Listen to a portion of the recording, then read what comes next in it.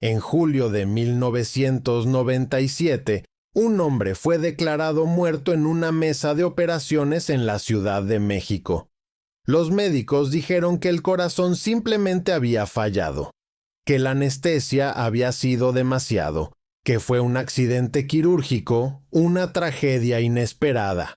El problema es que ese hombre era Amado Carrillo Fuentes, el narcotraficante más poderoso de México en esa época, el jefe del cártel de Juárez, el tipo al que apodaban el Señor de los Cielos porque movía más cocaína en aviones que cualquier otro traficante en la historia del continente.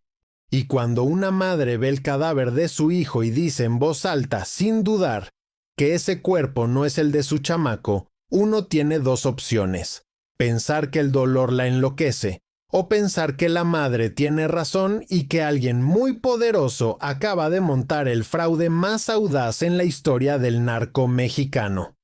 Aurora Fuentes, la madre de Amado, lo dijo. No una vez, no en un momento de histeria, sino sistemáticamente, con una frialdad que espantaba. «Ese no es mi hijo», repitió en los días que siguieron al supuesto deceso. Nadie la escuchó. O más bien, nadie quiso escucharla. Porque si la señora tenía razón, si Amado Carrillo Fuentes había sobrevivido y había construido su propia muerte como un truco de ilusionismo, entonces todo lo que el gobierno mexicano, la DEA, la PGR y la prensa internacional habían dado por cerrado en ese verano de 1997 era mentira, una mentira enorme. Una mentira conveniente para mucha gente. Pero eso no fue todo, porque años después, cuando los documentos empezaron a moverse, cuando ciertos expedientes dejaron de ser confidenciales y llegaron a manos de periodistas y fiscales, apareció algo que no encajaba en la narrativa oficial. Correspondencia física encontrada en el rancho familiar en Guamuchilito, en el municipio de Navolato, Sinaloa, con fechas que iban más allá de 1997. Movimientos de dinero que los analistas financieros de la DEA rastrearon hasta bien entrado el siglo XXI.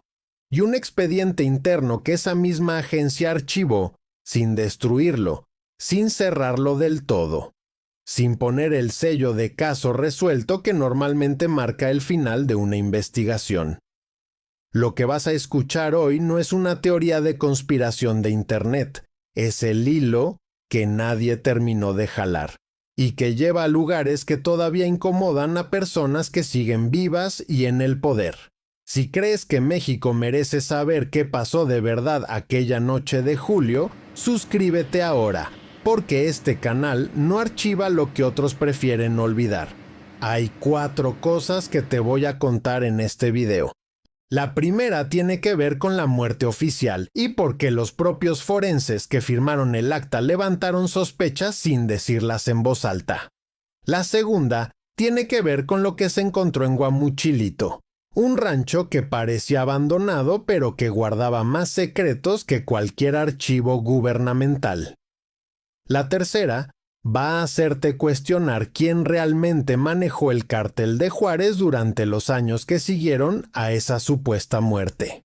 Y la cuarta, la más pesada de todas, tiene que ver con una hipótesis que la DEA no descartó formalmente durante más de una década y que involucra identidades falsas, cirugías en el extranjero, y dinero que siguió fluyendo desde cuentas que técnicamente pertenecían a un muerto.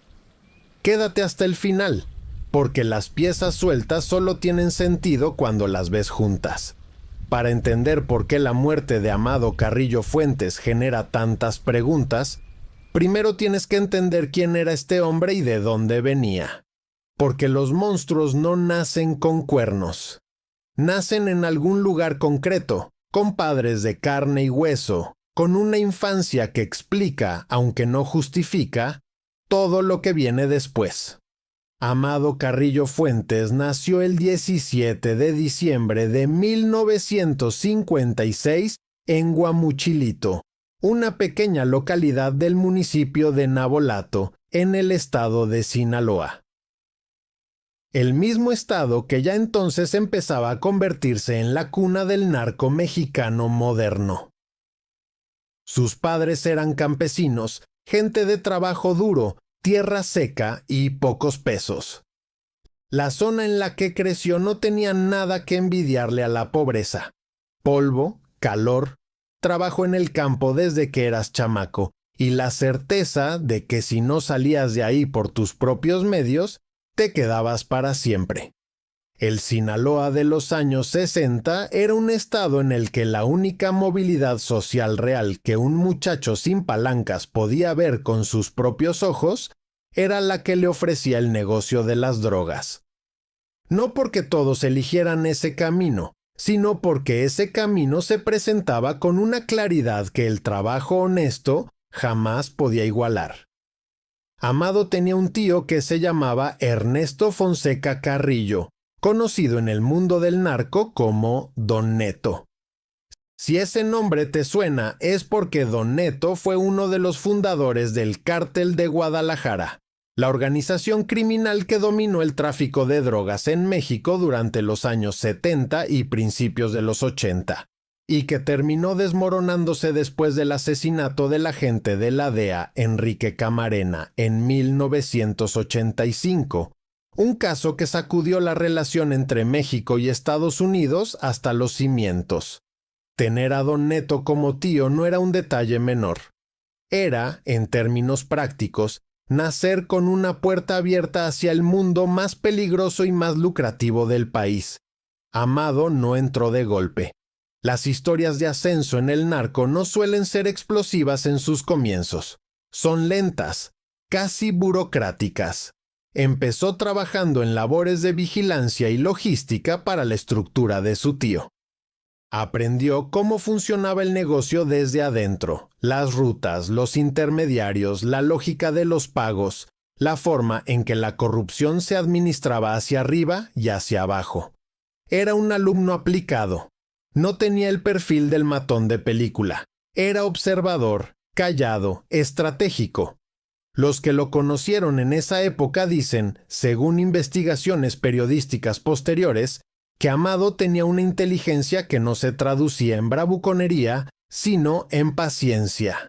Sabía esperar. En ese mundo, saber esperar vale más que saber disparar. Creció viendo cómo los hombres que usaban la violencia de manera ostentosa terminaban pronto. Los que duraban eran los que calculaban, los que construían lealtades, los que entendían que el negocio real no era el de la droga, sino el de los acuerdos. Esa lección se le metió en los huesos desde joven y la aplicó durante toda su carrera con una consistencia que sus contemporáneos, incluidos rivales que terminarían respetándolo a la fuerza, reconocían aunque no lo dijeran en público. Hay que entender ese perfil para entender lo que vino después, porque un hombre así no comete errores por impulsividad. Un hombre así, si finalmente cayó o si no cayó, lo hizo o lo evitó de manera calculada. A mediados de los años 80, después de la caída del Cártel de Guadalajara, y mientras el mapa del poder criminal en México se redibujaba, Amado fue encontrando su espacio propio. Se vinculó con Rafael Aguilar Guajardo, un exoficial de inteligencia militar que controlaba la Plaza de Juárez, la frontera con El Paso, Texas, uno de los corredores más importantes para el tráfico de drogas hacia Estados Unidos. Aguilar Guajardo fue asesinado en Cancún en 1993, en circunstancias que nunca quedaron del todo claras, y Amado Carrillo Fuentes se quedó con la plaza. Así, sin aspavientos, así de simple y así de brutal. Lo que Amado hizo a continuación no tiene precedente en la historia del narco latinoamericano. Entendió algo que sus contemporáneos todavía no habían comprendido del todo, que el negocio más rentable no era el de producir droga, sino el de transportarla. Colombia producía la cocaína, Estados Unidos la consumía, México era el puente. y quien controlara el puente, controlaba todo. Carrillo Fuentes negoció directamente con los cárteles colombianos, particularmente con los restos del cártel de Cali después del desmantelamiento del cártel de Medellín, y estableció un esquema en el que cobraba en especie, no en dinero. Por cada cargamento que cruzaba a través de sus rutas se quedaba con el 50% de la mercancía. Eso significaba que el cártel de Juárez se convirtió en distribuidor directo dentro de los Estados Unidos. Los márgenes de ganancia se multiplicaron de una manera que analistas del Departamento del Tesoro norteamericano, citados en reportes de la época, describieron como sin precedentes en el crimen organizado del hemisferio occidental. El apodo de El Señor de los Cielos no era poético ni caprichoso.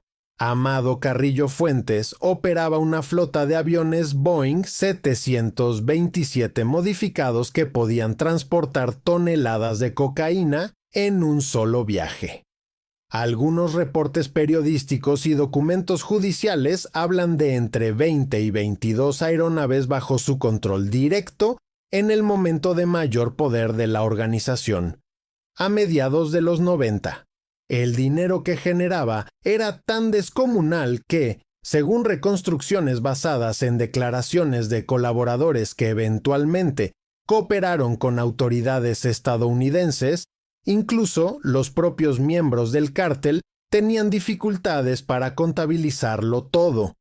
Se hablaba de miles de millones de dólares en efectivo que requerían sofisticadas redes de lavado que cruzaban por bancos en Panamá, en las Islas Caimán, en España y en ciudades del norte de México donde ciertos empresarios preferían no hacer preguntas. Para 1996 y 1997, Amado Carrillo Fuentes era, según estimaciones de agencias norteamericanas citadas en la prensa especializada, el narcotraficante más poderoso de México. No el más violento, no el más visible, sino el más poderoso. Había construido algo diferente a lo que el narco había sido hasta entonces. Una empresa.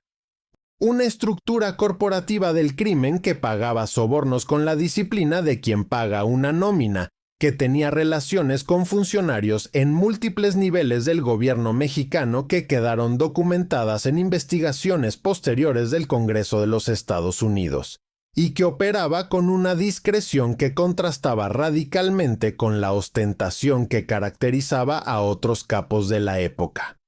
Amado rara vez aparecía en fotografías. Sus movimientos eran impredecibles. Cambiaba de residencia constantemente. Y cuando la presión empezó a crecer, cuando las agencias norteamericanas comenzaron a coordinar con la Procuraduría General de la República para intentar desmantelar su red, Amado tomó una decisión que solo él entendía del todo. Decidió cambiar de cara, literalmente. Y ahora llegamos al primer gran nudo de esta historia, el que te hizo llegar hasta aquí. La muerte oficial, el cuerpo que nadie pudo identificar con certeza, y las grietas en la versión que el gobierno mexicano le vendió al mundo en ese verano de 1997. El 4 de julio de 1997, Amado Carrillo Fuentes ingresó, según la versión oficial, a una clínica privada en la Ciudad de México para someterse a una cirugía de alteración de rasgos faciales. El procedimiento era ambicioso. Se trataba de cambiar su apariencia de manera suficientemente drástica para poder moverse con libertad bajo una nueva identidad. No era la primera vez que alguien en el narco intentaba algo así, pero la escala de lo que Amado pretendía hacer era diferente. No estaba buscando pequeños ajustes. Estaba buscando borrarse del mapa, convertirse en otra persona, dejar de ser Amado Carrillo Fuentes para ser alguien que nadie en la DEA, en la Interpol, ni en la PGR pudiera reconocer en un aeropuerto. La clínica en cuestión era el Santa Mónica, ubicada en la colonia Pedregal de San Ángel, en el sur de la Ciudad de México. El equipo médico que habría realizado la cirugía nunca fue identificado de manera completamente satisfactoria por las autoridades. Los dos cirujanos que eventualmente quedaron vinculados al caso, Jaime Godoy Singh y Carlos Manfregrino Arteaga, aparecieron muertos meses después, en noviembre de 1997, sus cuerpos encontrados encerrados en tambos de metal en las afueras de la Ciudad de México. Eso es un hecho documentado, recogido por la prensa mexicana e internacional en su momento. Lo que esos médicos hicieron exactamente, lo que vieron exactamente, murió con ellos. Para un segundo, piensa en eso. Los únicos dos testigos directos de lo que ocurrió en esa mesa de operaciones fueron asesinados 4 meses después de la supuesta muerte de Amado. En el narco, matar testigos es un idioma. Y ese idioma tiene un vocabulario muy preciso. Se elimina a quien sabe demasiado. La pregunta que los investigadores de la época se hicieron, según reconstruyen los expedientes que circularon posteriormente, era la siguiente: ¿qué sabían esos médicos que justificara eliminarlos con tanta urgencia, si el paciente ya estaba muerto? Piénsalo desde otro ángulo. Si Amado murió durante la cirugía, ¿qué sabían los médicos que alguien necesitaba silenciar? Un accidente quirúrgico no tiene cómplices. Un accidente quirúrgico es, por definición, algo que no se planeó. Si los médicos murieron para que no hablaran, es porque lo que ocurrió en esa mesa sí fue planeado. Y si fue planeado, no fue un accidente.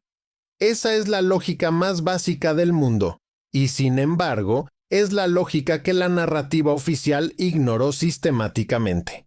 El cuerpo que fue presentado a las autoridades el 5 de julio de 1997 como el de Amado Carrillo Fuentes tenía el rostro desfigurado por la propia cirugía. Los tejidos faciales habían sido intervenidos quirúrgicamente y la inflamación postoperatoria, combinada con lo que el informe forense describió como falla cardíaca durante el procedimiento, hacía prácticamente imposible una identificación visual directa. Eso es lo primero que hay que subrayar. El cuerpo no era reconocible a simple vista. La identificación dependía enteramente de la ficha dactilar y de las pruebas médicas.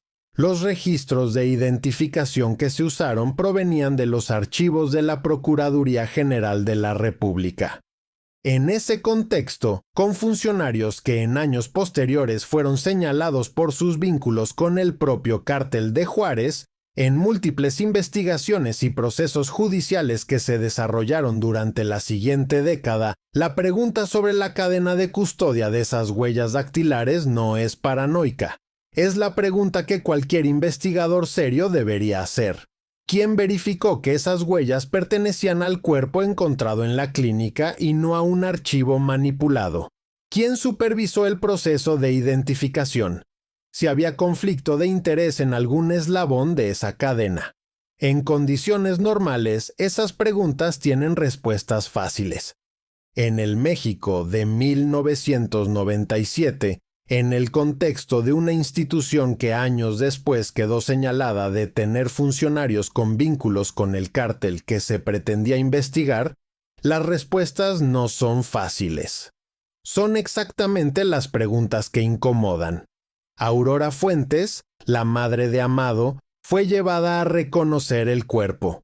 Lo que dijo quedó registrado en testimonios de periodistas que cubrieron el caso y en declaraciones recogidas por corresponsales extranjeros.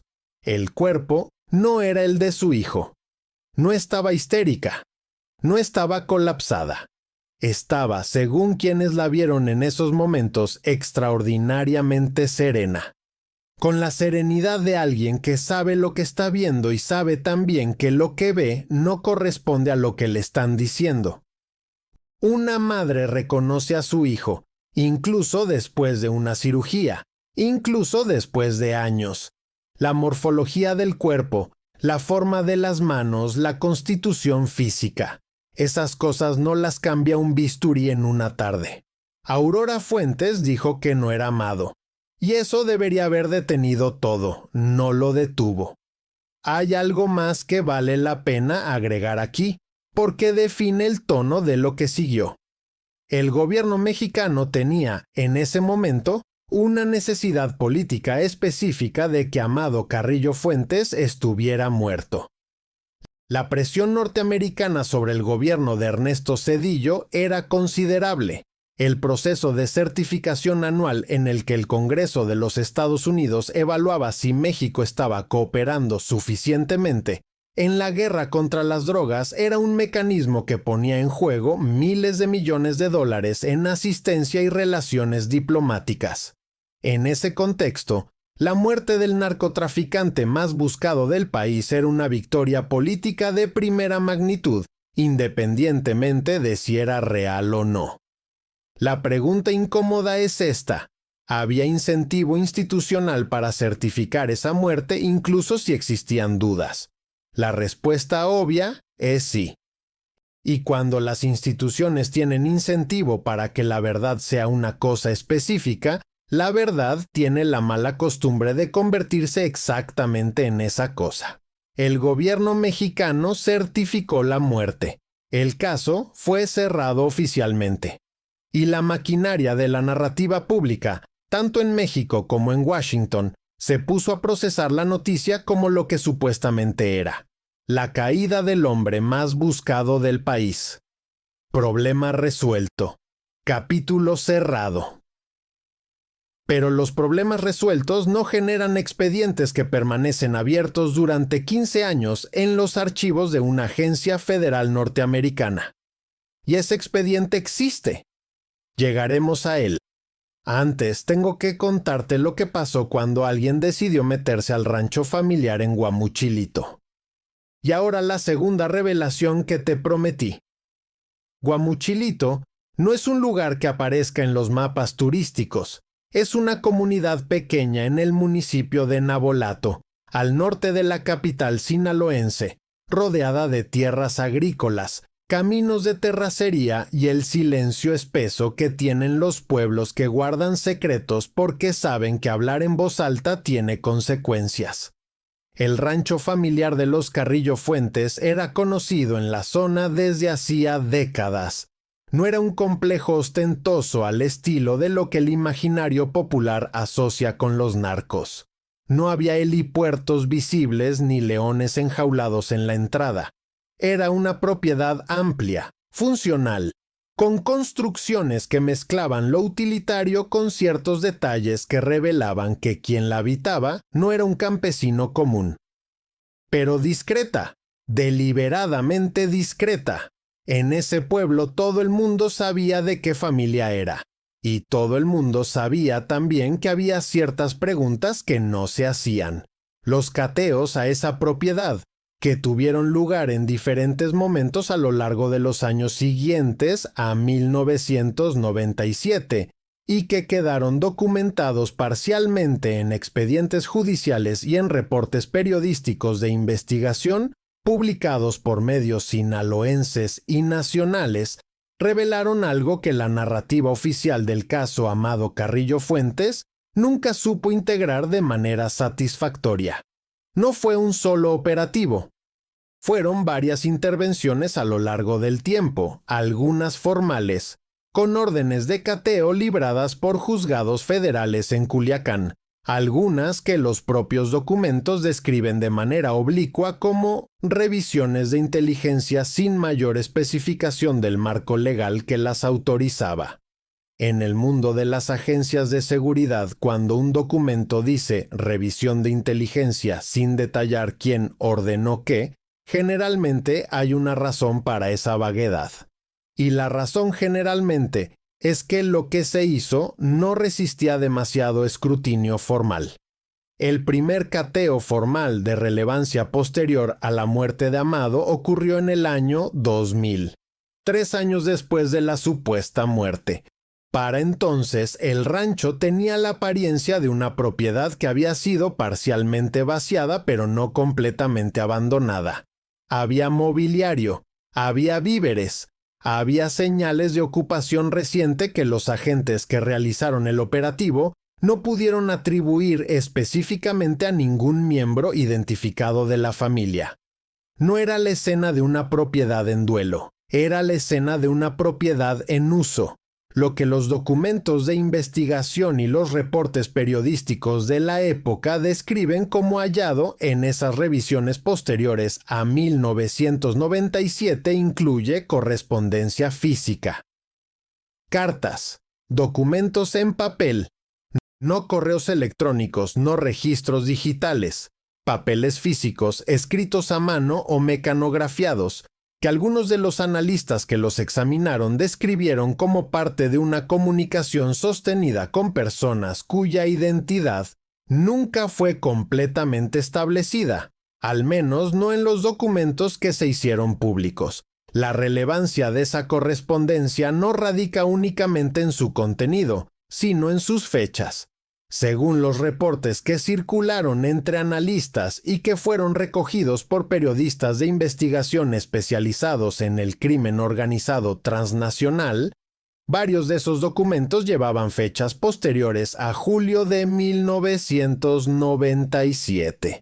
Piensa en lo que eso significa. Si Amado Carrillo Fuentes murió el 4 de julio de 1997, su familia debería haber comenzado un proceso de duelo, de reorganización, de enfrentar la ausencia. Las propiedades deberían haber empezado a desactivarse, a transferirse, a vaciarse. En cambio, lo que los documentos de revisión sugieren es una continuidad operativa, cosas que seguían llegando, comunicaciones que seguían circulando. Una propiedad que no se comportaba como la de un muerto. Atención a este detalle porque reaparece más adelante. Los documentos encontrados incluían, según las fuentes que reconstruyeron el operativo, referencias a transacciones financieras. No montos específicos detallados en esos papeles, sino referencias, códigos, nombres parciales que los analistas financieros de las agencias involucradas vincularon con movimientos en cuentas que habían sido identificadas previamente como parte de la red de lavado de dinero del Cártel de Juárez. La clave no era la correspondencia en sí misma, sino lo que sugería, que alguien seguía gestionando esa red, que alguien con acceso directo a los códigos y las claves internas de esas transacciones seguía activo, y que ese alguien, cualquiera que fuera, estaba en contacto con la casa de la madre de Amado en Guamuchilito. Y aquí viene algo que los investigadores describieron como particularmente desconcertante. Parte de esa correspondencia estaba redactada en un código interno que los analistas reconocieron. No porque lo hubieran descifrado antes, sino porque los patrones lingüísticos y los términos empleados coincidían con los que habían aparecido en comunicaciones interceptadas durante los años de máximo poder de Amado, entre 1993 y 1997. Los códigos internos de una organización criminal son, en muchos sentidos, como una firma. Los que los desarrollan los cargan de manera inconsciente con ciertos tics lingüísticos, ciertas referencias compartidas que solo tienen sentido para quienes los vivieron desde adentro. La coincidencia no era prueba, pero tampoco era ruido. Y los analistas que trabajan con evidencia saben la diferencia. Ahora bien, hay que ser honestos aquí. El hecho de que existiera correspondencia con fechas posteriores a 1997 en el rancho familiar no prueba por sí solo que Amado estuviera vivo. Podría ser que alguien de su organización, un hermano, un socio, un colaborador de confianza, hubiera continuado usando la propiedad para sus propias comunicaciones. Esa es una lectura posible. Y es la lectura que los funcionarios que eventualmente comentaron el tema de manera extraoficial tendieron a preferir. Pero esa lectura tiene un problema. No explica la naturaleza del contenido. No explica por qué alguien que no fuera Amado habría necesitado usar esa casa específica, con esa discreción específica, para comunicaciones que aparentemente requerían llegar a ese lugar y no a otro. El rancho familiar en Guamuchilito no era la sede operativa del cártel, era la casa de la madre. Era el lugar al que Amado volvía cuando necesitaba desaparecer del radar. Era, en el lenguaje emocional del narco sinaloense, la tierra de origen. Y si alguien seguía mandando correspondencia a ese lugar después de su supuesta muerte, lo más natural es preguntarse para quién era esa correspondencia. Porque Aurora Fuentes, la misma mujer que había dicho que el cadáver no era su hijo, seguía viviendo ahí, y las cartas seguían llegando. Hay otro elemento del rancho que no se menciona con suficiente frecuencia, y que los reportes de inteligencia consignan como significativo: la infraestructura de comunicaciones encontrada en la propiedad era más sofisticada de lo que correspondería a una familia campesina, incluso una familia campesina enriquecida por los negocios de un hijo famoso. Antenas de largo alcance, equipos de radio modificados, sistemas de codificación de señal que en ese periodo representaban tecnología de acceso restringido, no disponible en el mercado abierto. No era el equipo de alguien que se comunica con el exterior para negocios normales. Era el equipo de alguien que necesita que sus comunicaciones sean indetectables. Alguien que tiene razones concretas y presentes para no querer ser escuchado. No existe en los documentos públicos disponibles una declaración formal de Aurora Fuentes sobre el contenido de esa correspondencia. Lo que sí existe es el registro de que la señora vivió el resto de su vida con una convicción que nunca abandonó, que su hijo no había muerto en aquella clínica, que Amado había sobrevivido, que la muerte había sido un montaje. Una madre que espera, aunque sea en silencio, no es lo mismo que una madre que llora a un muerto. Y los que la conocieron en sus últimos años, según testimonios recogidos por periodistas regionales de Sinaloa, dicen que Aurora esperaba, que había en ella algo que no era exactamente el duelo, que era otra cosa, la paciencia de alguien que sabe que la historia todavía no terminó. Respira antes de lo que viene. En serio. Porque si la correspondencia en el rancho era perturbadora, los movimientos de dinero son directamente inexplicables dentro de la narrativa oficial. Y esta parte de la historia es la que más incomoda a los que prefieren que el caso permanezca cerrado. Y ahora la tercera cosa que te prometí. Esta es la que más silencio genera. El dinero del cártel de Juárez no desapareció cuando murió Amado Carrillo Fuentes.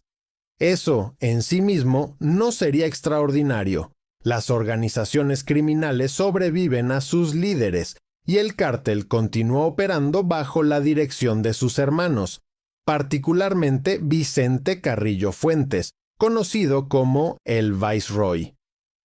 Lo que los analistas financieros de la DEA y del Departamento del Tesoro de los Estados Unidos rastrearon en los años posteriores no era el dinero nuevo del cártel bajo nueva dirección. Era el dinero viejo, los flujos específicos, las rutas financieras, las cuentas en jurisdicciones específicas que habían sido identificadas como parte de la red personal de Amado Carrillo Fuentes durante su vida, y no de la estructura general del cártel. Esa distinción importa. Importa mucho. Existe una diferencia importante entre el patrimonio de una organización criminal y el patrimonio personal de su líder. Los cárteles tienen finanzas colectivas, cuentas que maneja la estructura.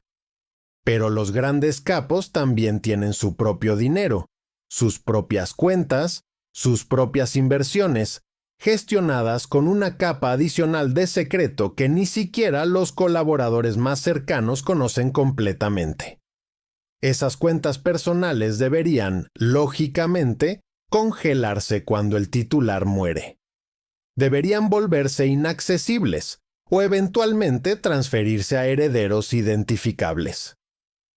lo que los reportes de inteligencia financiera que circularon en agencias norteamericanas y que fueron recogidos parcialmente por investigaciones periodísticas publicadas entre 2003 y 2010, documentan es algo diferente. Ciertas cuentas vinculadas específicamente a Amado Carrillo Fuentes continuaron mostrando actividad transaccional durante años después de su muerte oficial. Para precisar el alcance de esto, no se trata de cuentas que alguien heredó y empezó a usar con su propio nombre. Se trata de cuentas que continuaron operando con la misma lógica, los mismos intermediarios, los mismos patrones de movimiento que habían caracterizado su gestión durante la vida de Amado, como si quien las manejara fuera la misma persona, o alguien con acceso tan íntimo y tan específico a todos los detalles operativos de esas cuentas, que la distinción entre ambas posibilidades se volvía académica. Para entender la magnitud de lo que esto representa, tienes que entender cómo funciona la arquitectura financiera de un capo de ese nivel. Amado no tenía una cuenta bancaria en Bancomer a su nombre. Su sistema financiero era una pirámide de empresas fantasma, de intermediarios, de testaferros, de cuentas en jurisdicciones donde las preguntas sobre el origen del dinero encontraban paredes legales o funcionarios dispuestos a mirar para otro lado. Panamá, las Islas Caimán, Luxemburgo, ciertas plazas financieras en España y en Miami, donde el dinero latinoamericano llegaba con la discreción de quien sabe que la pregunta correcta en el momento correcto puede hacer que todo se evapore. Ese sistema no se construye en un día, y más importante, ese sistema no se replica en un día. Los códigos de acceso, los nombres de los intermediarios de confianza, las instrucciones específicas de cada cuenta, los mecanismos de verificación que garantizan que quien da la orden para mover el dinero es quien dice ser, todo eso constituye un conocimiento que no se puede delegar completamente, que no se puede escribir en un papel y dejar con alguien de confianza como si fuera el instructivo de un electrodoméstico. Hay elementos de ese sistema que solo la persona que lo construyó conoce en su totalidad. Y si ese sistema siguió funcionando como si la persona que lo construyó lo estuviera administrando, entonces hay que preguntarse con honestidad quién estaba realmente al timón. Los analistas que trabajaron sobre este tema dentro de las agencias norteamericanas, según lo que pudo reconstruirse a partir de documentos parcialmente desclasificados y de entrevistas con fuentes que hablaron bajo condición de anonimato con periodistas especializados, llegaron a dos hipótesis generales. La primera, que Amado, antes de su supuesta muerte, había dejado instrucciones tan detalladas y tan completas que alguien de su círculo más íntimo podía replicar exactamente sus patrones financieros durante años. La segunda hipótesis era más simple y más desconcertante, que Amado seguía vivo y seguía manejando su propio dinero. Lo que ninguno de esos analistas pudo hacer, o al menos lo que no quedó registrado en los documentos accesibles, fue cerrar definitivamente alguna de las dos hipótesis. Y esa incapacidad de cerrar el caso es, por sí misma, un dato. Un dato que se acumula sobre todos los demás datos que ya te conté. Fíjate bien en lo que estoy diciendo. No estoy afirmando que Amado Carrillo Fuentes estaba vivo después de 1997. Lo que estoy diciéndote es que los propios analistas que tenían acceso a la información más detallada disponible no pudieron descartarlo. Hay una diferencia enorme entre no tenemos pruebas de que esté vivo y tenemos pruebas de que está muerto. La versión oficial siempre operó desde el primer lugar, presentándola como si fuera el segundo. Y eso es un truco retórico, no una conclusión investigativa. Es la diferencia entre decir que un expediente fue archivado y decir que fue cerrado. No es lo mismo. Los movimientos de dinero rastreados se extendieron, según las fuentes más completas disponibles, hasta aproximadamente 2004 o 2005, momento en el que los patrones se volvieron más difusos y más difíciles de atribuir a una fuente específica. 7 u 8 años de actividad financiera que no encaja en la narrativa del capo muerto en una mesa de operaciones. 7 u 8 años durante los cuales el cártel de Juárez siguió siendo una potencia criminal, durante los cuales la violencia en Ciudad Juárez comenzó su escalada brutal, y durante los cuales el nombre de Amado Carrillo Fuentes se fue convirtiendo en algo entre el mito y la leyenda. Hay un aspecto de estos movimientos financieros que los reportes de inteligencia recogen con particular detalle y que resulta especialmente difícil de explicar dentro de la versión oficial. En el periodo comprendido entre 1999 y 2002, algunos de esos flujos mostraron un patrón de redistribución que los analistas financieros calificaron como inconsistente con la gestión heredada. En términos más simples, el dinero no solo se estaba moviendo, se estaba reorganizando. Se estaban cerrando ciertas cuentas y abriendo otras. Se estaban cambiando intermediarios en jurisdicciones específicas. Se estaban actualizando estructuras de propiedad en ciertos vehículos legales que habían sido creados durante los años de mayor actividad de Amado. Ese tipo de reorganización requiere criterio. Requiere entender por qué ciertos elementos del sistema se volvieron vulnerables o inconvenientes, y tener el conocimiento necesario para construir alternativas que funcionen con la misma lógica. No es algo que se pueda hacer siguiendo instrucciones. Es algo que hace alguien que entiende el sistema porque lo creó y lo habitó durante años. Y esa reorganización estaba ocurriendo en cuentas de un hombre que oficialmente llevaba 2, 3 o 4 años muerto. En el silencio de las jurisdicciones offshore que no hacen preguntas y no dan respuestas. Pero esto todavía no era lo peor. Lo que va a pasar ahora, con lo que te voy a contar en el último bloque, todavía no te lo imaginas. Porque si los movimientos de dinero eran perturbadores, lo que la DEA archivó sin desmentir es directamente otro nivel.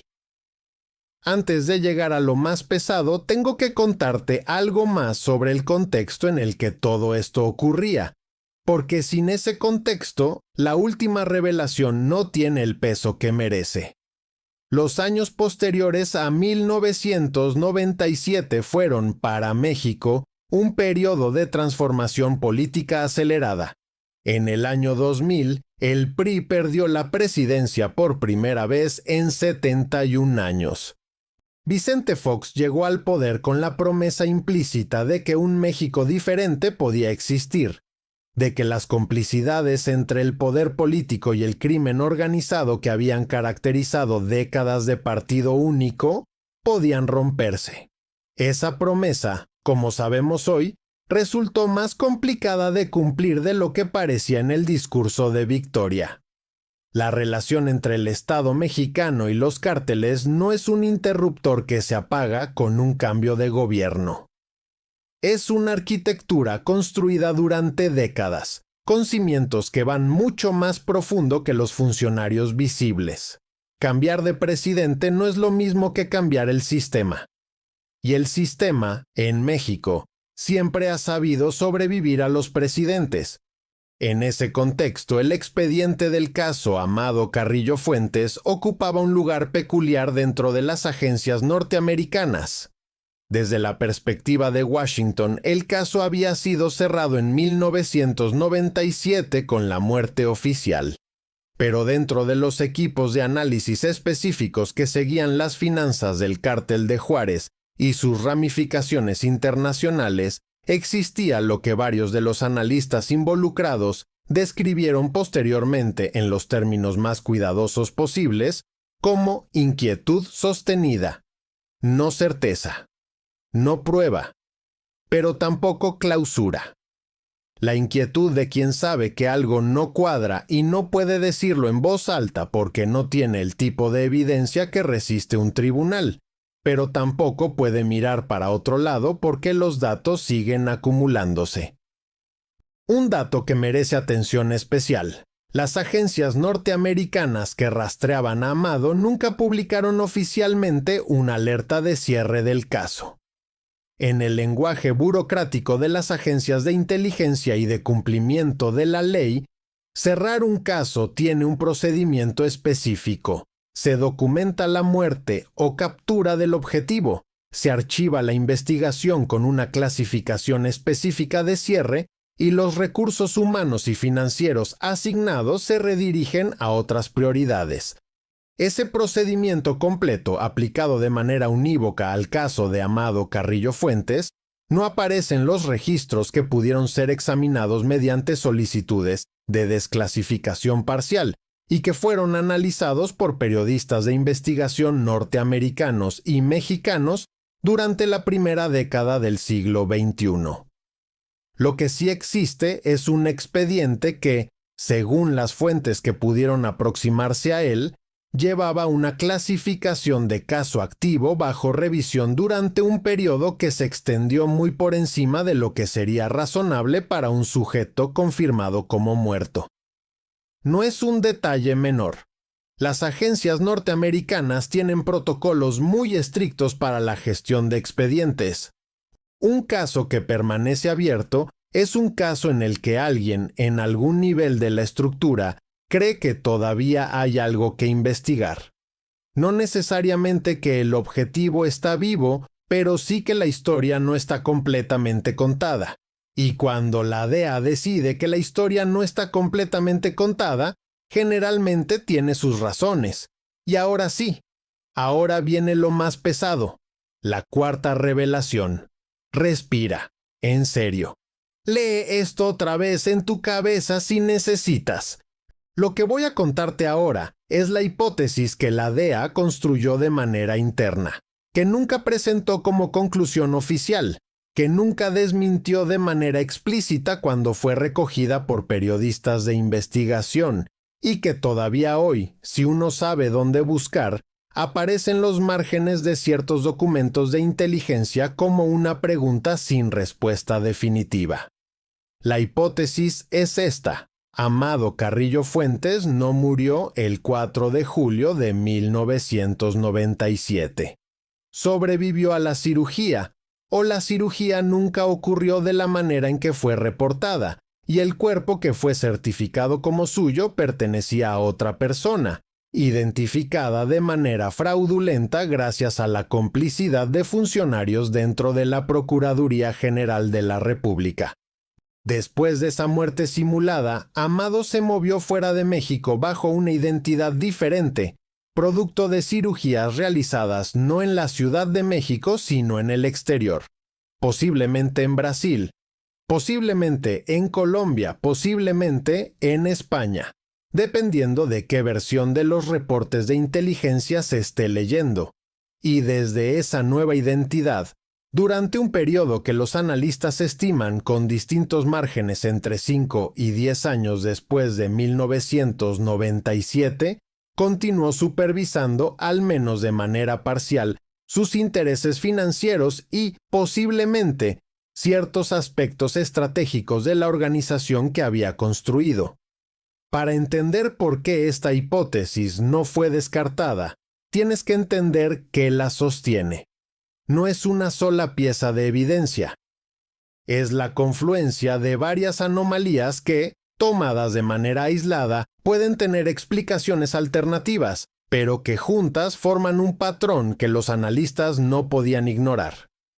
Anomalía número 1. El cuerpo no reconocible con rostro intervenido quirúrgicamente. Una muerte conveniente en la que el único elemento que permitiría la identificación visual fue alterado antes del fallecimiento. Anomalía número 2. Los dos únicos testigos directos del procedimiento eliminados 4 meses después. Con una brutalidad, los tambos de metal que en el lenguaje de la violencia criminal organizada funciona como mensaje y como advertencia simultáneamente. no solo como silenciamiento, sino como señal para otros de lo que cuesta saber demasiado.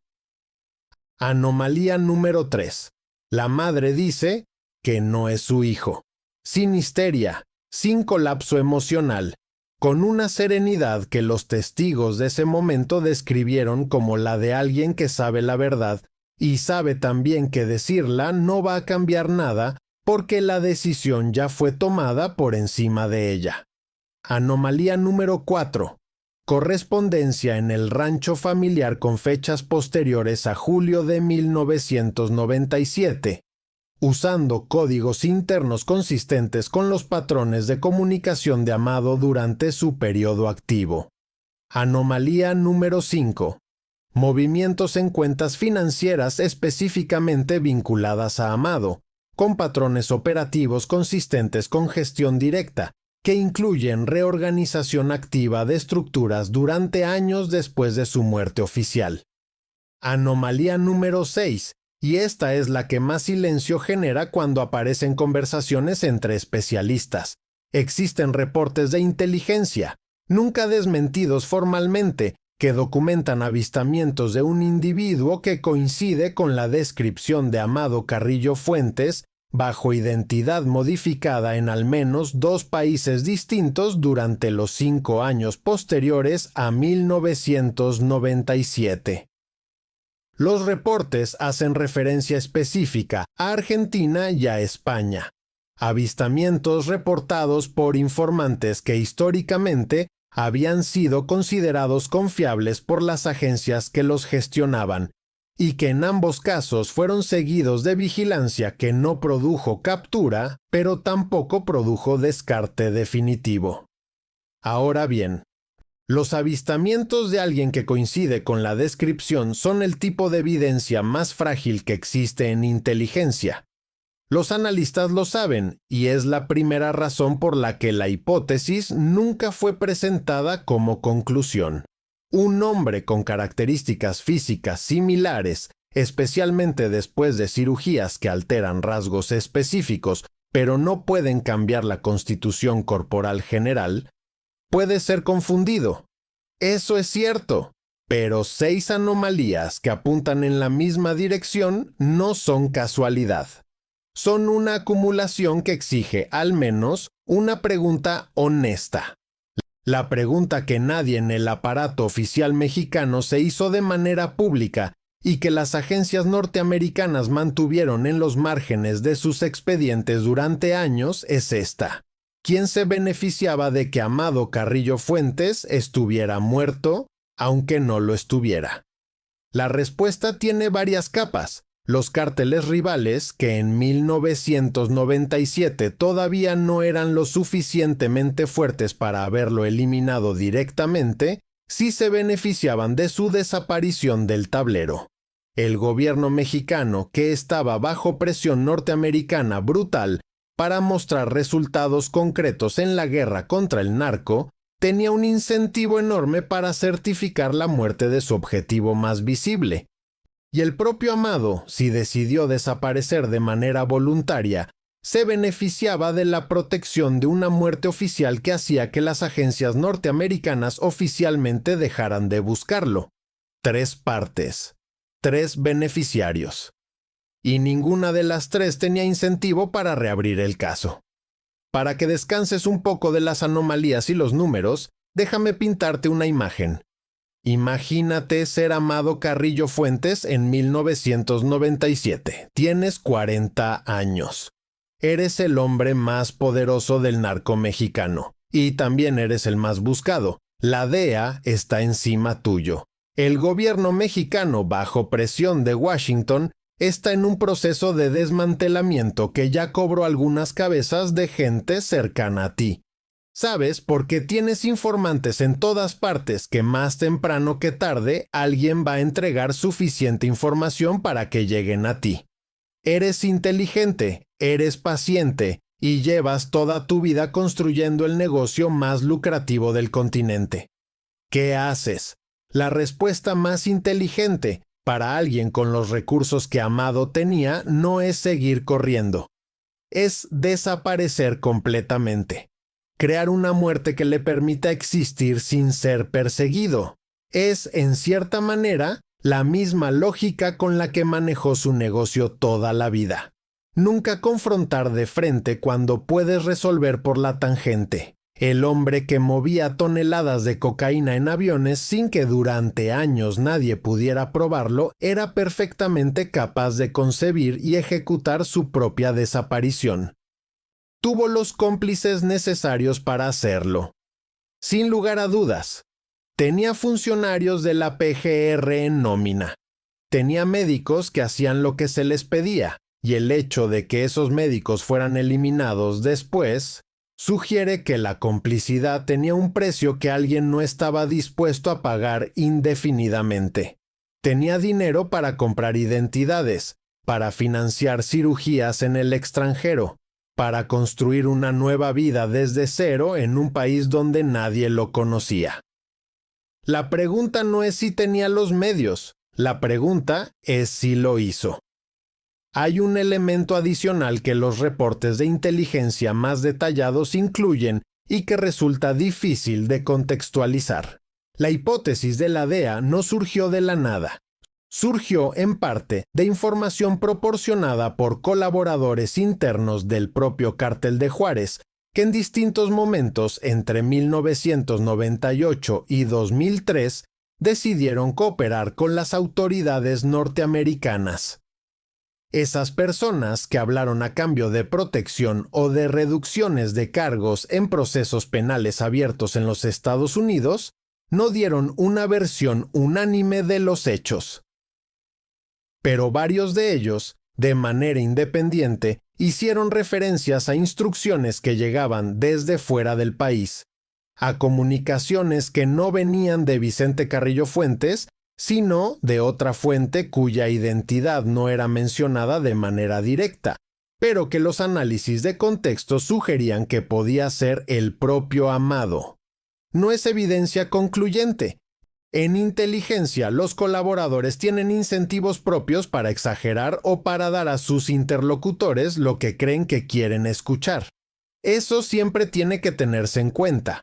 Pero cuando múltiples fuentes independientes hacen referencia a la misma posibilidad sin haberse coordinado entre sí, la hipótesis deja de ser la especulación de un solo informante y se convierte en algo que requiere investigación activa.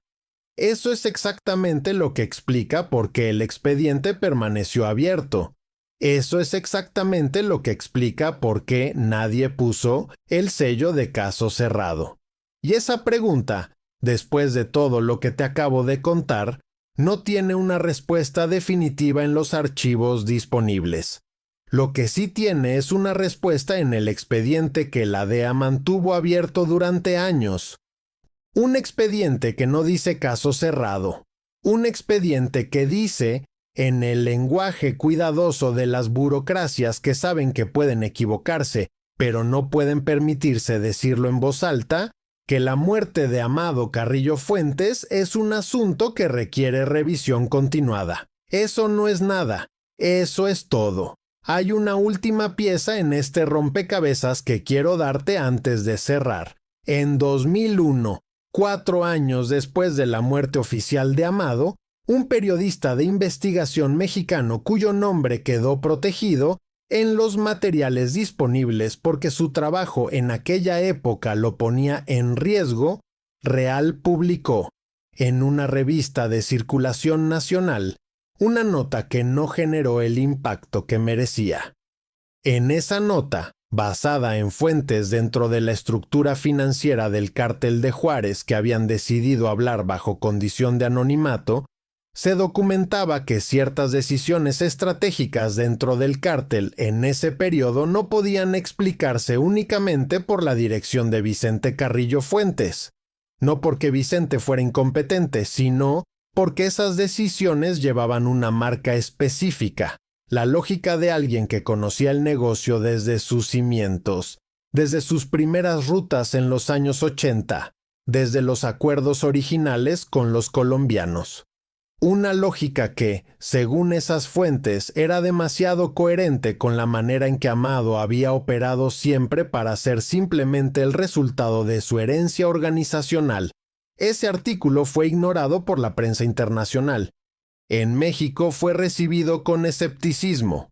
El contexto del año 2001, con el cambio de gobierno reciente y la atmósfera de transición política que dominaba el debate público, no era propicio para reabrir casos que el sistema prefería tener cerrados. Pero el periodista que lo publicó siguió recibiendo información durante los años siguientes, y esa información fue parte del material que eventualmente alimentó los reportes de inteligencia que permanecieron activos en los archivos de las agencias norteamericanas. Así funciona el periodismo de investigación real. No siempre produce el titular inmediato. A veces siembra una semilla que tarda años en dar fruto.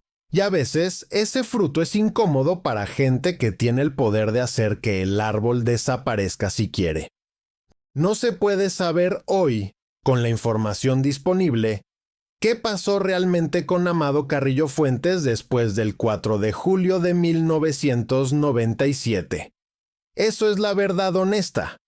Pero lo que sí se puede decir con total seguridad es que la versión oficial nunca fue suficientemente sólida para cerrar el caso de manera definitiva. Que las anomalías son demasiadas y demasiado específicas para ser descartadas como coincidencias.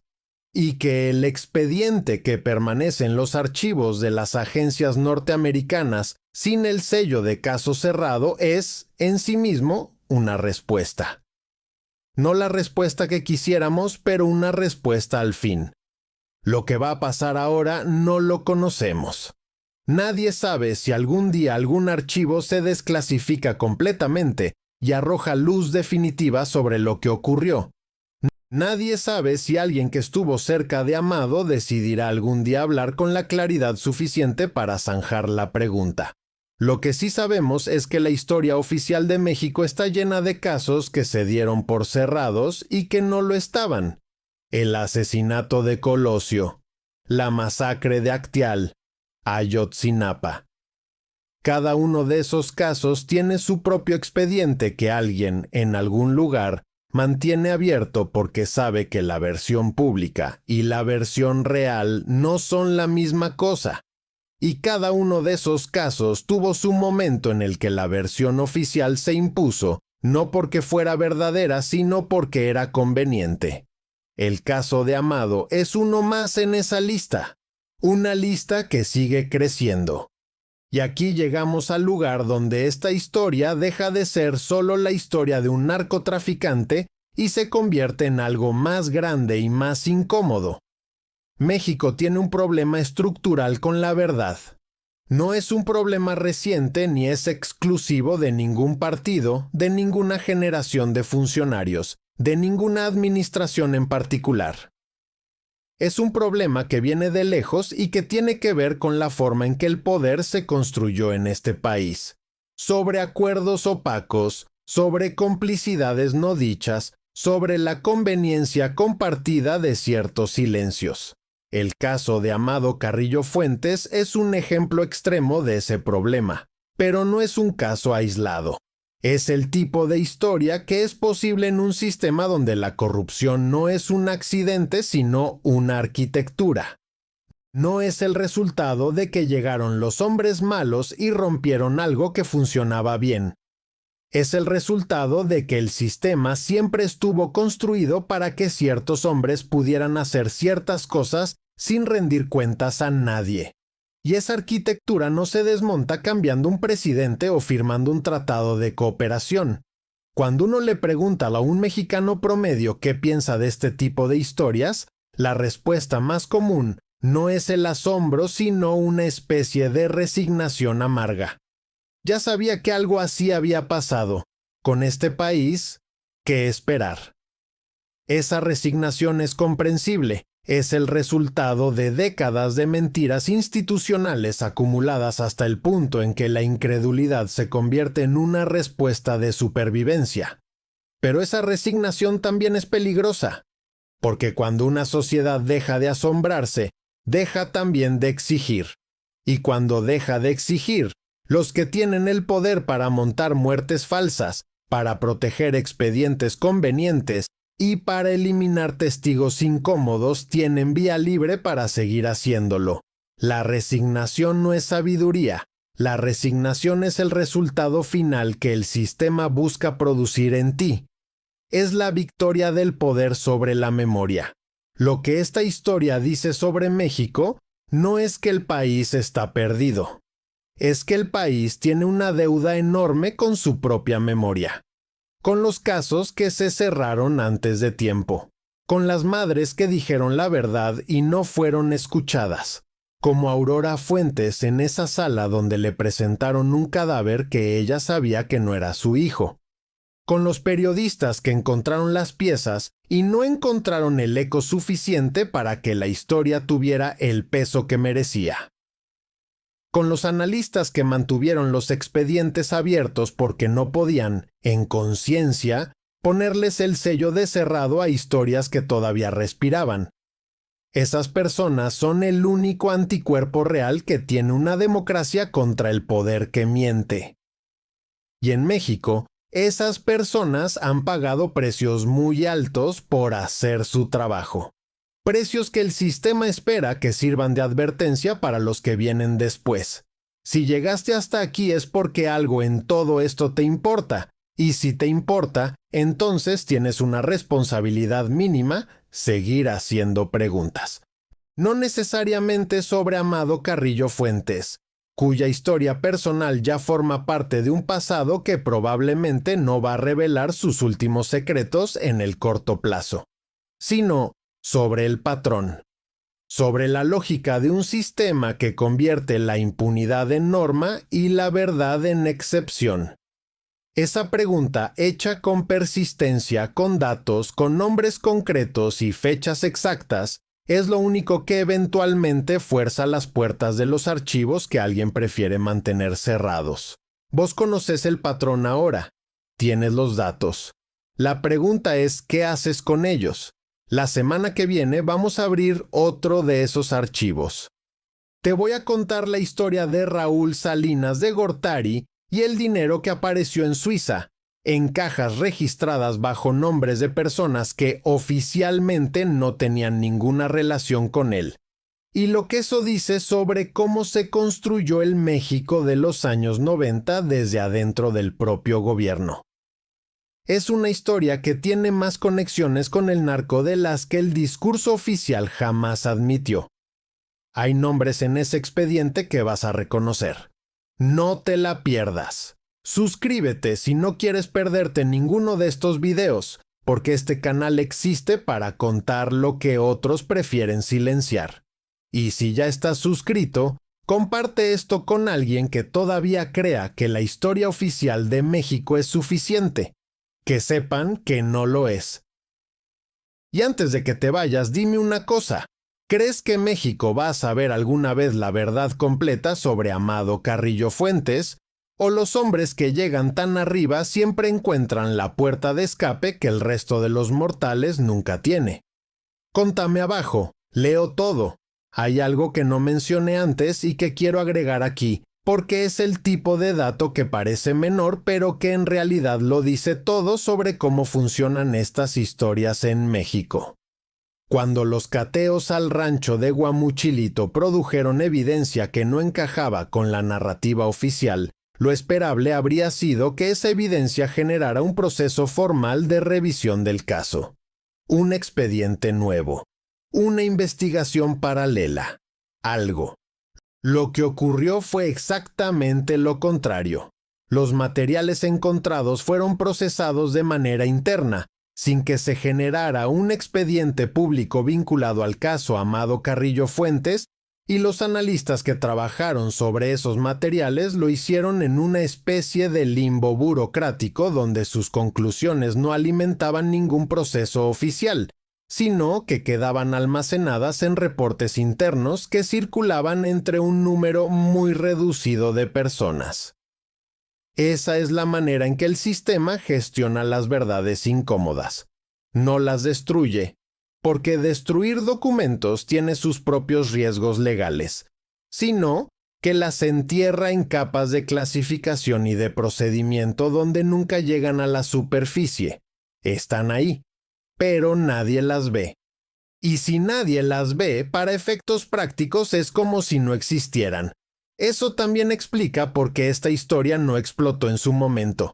No porque nadie supiera, sino porque los que sabían no tenían incentivo para hablar, y los que habrían tenido incentivo para hablar no tenían acceso. Esa brecha entre el conocimiento y la circulación del conocimiento es uno de los mecanismos más eficientes de impunidad que existen. No necesitas silenciar a todo el mundo. Solo necesitas asegurarte de que las personas que saben algo no puedan hablar con las personas que podrían hacer algo con esa información. Y en México, esa brecha se administra con una maestría que es el resultado de décadas de práctica. Lo que está claro después de revisar todo lo disponible es que la historia de Amado Carrillo Fuentes es más larga de lo que la versión oficial permite. Ya sea que murió en esa mesa de operaciones o que logró el fraude más sofisticado en la historia del crimen organizado mexicano, lo que quedó detrás de él fue un sistema que lo sostuvo, que lo protegió, que firmó los papeles que necesitaba que firmaran y que miró para otro lado cuando tenía que mirar para otro lado. Ese sistema no murió con él. Ese sistema sigue funcionando. En otros nombres, en otras estructuras, con otras caras, pero con la misma lógica. Y eso, más que cualquier otra cosa, es lo que hace que esta historia importe más allá de la persona específica de Amado. No es una historia sobre un narco que quizás engañó al mundo. Es una historia sobre las condiciones que hacen posible que alguien así no solo exista, sino que opere durante décadas, que negocie con el Estado, que compre funcionarios, que mueva ejércitos de aviones cargados y que eventualmente, si la hipótesis es correcta, logre incluso falsificar su propia muerte con la ayuda de las mismas instituciones que supuestamente lo perseguían. Esas condiciones no son el accidente de un momento, son el producto de decisiones tomadas durante mucho tiempo, por muchas personas, en muchos niveles del poder. Y mientras esas condiciones persistan, habrá un próximo Amado, diferente nombre, diferente cártel, misma lógica, misma impunidad, mismas preguntas sin respuesta.